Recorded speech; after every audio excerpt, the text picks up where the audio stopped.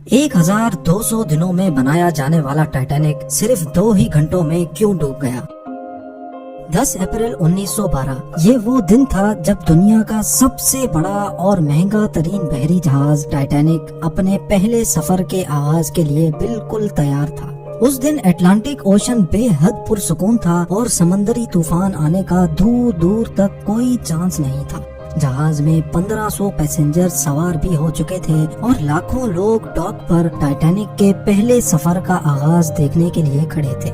نہ ہی پیسنجرز کو، نہ ہی الوداع کرنے والے لاکھوں لوگوں کو اور نہ ہی ٹائٹینک کے عملے کو معلوم تھا کہ جو جہاز کچھ ہی دیر میں روانہ ہونے والا ہے اس کو بناتے وقت 6 ایسی غلطیاں کی گئی ہیں جو اس جہاز کو بدترین حادثے کا شکار بنانے والی ہے۔ جانیں گے اپنے دور کے سب سے مہنگے، سب سے لگژری اور سب سے طاقتور جہاز ٹائٹینک کی 6 ایسی غلطیاں جو اگر نہ کی جاتی تو شاید آج ٹائٹینک کریش ہونے کی وجہ سے نہیں بلکہ اپنی کامیابی کی وجہ سے دنیا میں فیمس ہوتا۔ آخر ایسی کون سی 6 غلطیاں تھیں جو 40 سال ایکسپیرینس رکھنے والے ٹائٹینک کے کیپٹن ایڈورڈ اسمتھ کو بھی نظر نہیں آئی؟ کیپٹن کے 40 سال کے ایکسپیرینس کو تو چھوڑیں، یہ غلطیاں ٹائٹینک آپریٹ کرنے والی کمپنی دی وائٹ اسٹار لائن جس کو 107 شپس آپریٹ کرنے کا ایکسپیرینس تھا ان کو بھی نظر نہیں آئی۔ اور تو اور یہ غلطیاں ٹائٹینک مینوفیکچر کرنے والی کمپنی ہارلینڈ اینڈ وولف کو بھی نظر نہیں آئی جنہوں نے صرف ٹائٹینک سے پہلے ہی 500 سے زیادہ شپس مینوفیکچر کی تھی۔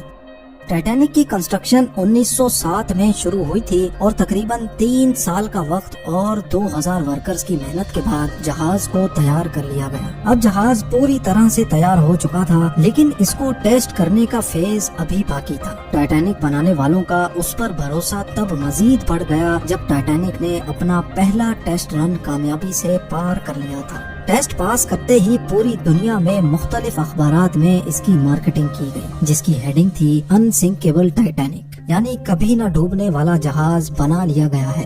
جہاز کا پہلا سفر انگلینڈ کے شہر ساؤتھ ہیمپٹن سے شروع ہونا تھا جس کا دن 10 اپریل 1912 مقرر کیا گیا اور جس کی منزل امریکہ کا شہر نیو یارک تھی۔ ٹائٹینک کے اکنومی پورشن میں سفر کرنے کی قیمت $30 جبکہ فرسٹ کلاس میں سفر کرنے کی $150 تھی جو آج کے دور میں 3,40,000 روپے بنتے ہیں۔ اس مارکیٹنگ کے نتیجے میں یکا یک ساری ٹکٹس بک کر لی گئی اور آخرکار وہ دن آ ہی گیا جب ٹائٹینک اپنے پہلے سفر کا آغاز کرنے والی تھی۔ مسٹیک نمبر 1، دوپہر کو ٹھیک 12 بجے ٹائٹینک نے اپنے پہلے سفر کا آغاز کر دیا اور ساتھ ہی ٹائٹینک کی غلطیاں سامنے آنا شروع ہو گئی۔ کیپٹن اسمتھ کو مالکان کی طرف سے ڈیڈ لائن مل چکی تھی کہ کسی بھی صورت میں 17 اپریل تک یعنی صرف 7 ہی دنوں میں نیو یارک پہنچنا ہے۔ اسی وجہ سے کیپٹن نے جہاز کی رفتار شروع سے ہی بہت تیز رکھی تھی اور یہی تھی ٹائٹینک کی سب سے پہلی غلطی۔ کیپٹن اسمتھ کو مالکان کی دی گئی انسٹرکشنز اور پریشر کی وجہ سے نیو یارک جلد سے جلد پہنچنا تھا کیونکہ یہ ٹائٹینک کا پہلا سفر تھا اور اگر وہ نیو یارک ٹائم سے نہ پہنچتے تو ٹائٹینک کی ریپوٹیشن کو کافی نقصان ہوتا۔ دنیا کی کوئی بھی گاڑی ہو، مشین یا پھر جہاز، ان کے کئی آپریٹنگ پروسیجرز ہوتے ہیں جن میں اسپیڈ لمٹ بھی ان پروسیجرز کا ایک پارٹ ہوتا ہے اور وہ پارٹ ٹائٹینک کے سفر کے آغاز میں ہی وائلیٹ کیا گیا تھا۔ تھوڑی ہی دیر میں جہاز ساؤتھ ہیمپٹن کے پورٹ کو اتنا پیچھے چھوڑ گیا کہ اب دور دور تک نیلے سمندر کے علاوہ کچھ نظر نہیں آ رہا تھا۔ مسٹیک نمبر 2، اب ٹائٹینک کو چلتے ہوئے 3 دن گزر چکے تھے۔ فرانس اور آئرلینڈ میں تھوڑی دیر کے اسٹاپ کے علاوہ ٹائٹینک پچھلے 72 گھنٹوں سے مسلسل نیو یارک کی طرف بڑھتا چلا جا رہا تھا۔ یہ 14 اپریل 1912 کی شام تھی۔ سمندر پر ہر طرف خاموشی اور دھند چھائی ہوئی تھی جس کی وجہ سے ویزیبلٹی بھی کافی کم ہو چکی تھی۔ اسی رات ایک اور بحری جہاز جو کہ ٹائٹینک سے کچھ گھنٹے ہی آگے تھا، اس کے کیپٹن نے وائرلیس پر ٹائٹینک کو سمندر پر تیرتی ہوئی چٹانیں یعنی آئس برگز کے بارے میں وارننگ دی تھی۔ ایکسپرٹس کا ماننا ہے کہ یہ وارننگ کم سے کم بھی 6 بار دی گئی تھی لیکن وائرلیس آپریٹرز کی کوتاہی کی وجہ سے انتہائی امپورٹنٹ وارننگز ان سے مس ہو گئی۔ ان کے لیے شاید یہ نارمل بات تھی لیکن یہی تھی ٹائٹینک کے عملے کی دوسری غلطی، کیونکہ ٹائٹینک اپنے طرز کا پہلا لگژری جہاز تھا اور اس میں کئی VIPs بھی موجود تھے۔ اسی وجہ سے زیادہ تر ٹائٹینک کا عملہ فرسٹ کلاس پیسنجرز کی خدمت میں مصروف تھا۔ اگر ان وارننگز کو سیریس لیا جاتا تو آگے کا پورا سین ہی الگ ہوتا۔ مسٹیک نمبر 3، جہاز کی اسپیڈ بھی زیادہ تھی اور ان سے ایک بہت امپورٹنٹ وارننگ بھی مس ہو چکی تھی۔ ٹائٹینک اب تیزی سے انتہائی بے خوف انداز میں آئس برگ کی رینج میں بڑھتا چلا جا رہا تھا، لیکن ابھی بھی ٹائٹینک کو حادثے سے بچایا جا سکتا تھا کیونکہ جہاز کے پہرے دار الرٹ تھے جو کسی بھی آئس برگ کی اطلاع دور سے دیکھنے پر ہی کیپٹن کو دینے کے لیے ریڈی تھے۔ لیکن دور سے دیکھنے کے لیے ان کے پاس ایک چیز موجود ہی نہیں تھی اور وہ چیز تھی دوربین۔ جی ہاں، پہرے دار الرٹ تو تھے لیکن وہ آئس برگ کو دوربین نہ ہونے کی وجہ سے دور سے نہیں دیکھ سکے، اور یہی تھی ٹائٹینک کی تیسری غلطی۔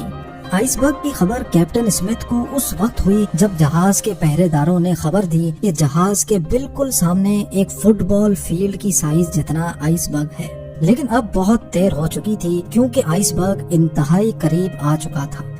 مسٹیک نمبر 4، کیونکہ اٹلانٹک اوشن میں اکثر شپس کو ایسے آئس برگز کا سامنا کرنا پڑتا ہے جس کو بڑے بڑے بحری جہاز آرام سے ہینڈل کر لیتے ہیں، شاید کیپٹن اسمتھ نے بھی یہی سوچا تھا۔ آئس برگ کی خبر ملتے ہی کیپٹن اسمتھ نے جہاز کے انجن بند کرنے کا حکم دیا اور ساتھ ہی ٹائٹینک کا رخ بدلنے کا بھی آرڈر دیا۔ بے شک کیپٹن اسمتھ نے آئس برگ سے بچنے کی بہت کوشش کی، لیکن فاصلہ اتنا کم رہ گیا تھا کہ کچھ بھی کرنا فضول ثابت ہوا۔ آئس برگ اب ٹائٹینک کے سینٹر سے ٹکرا چکا تھا، لیکن ٹائٹینک کے ابھی بھی بچنے کی کافی امید باقی تھی۔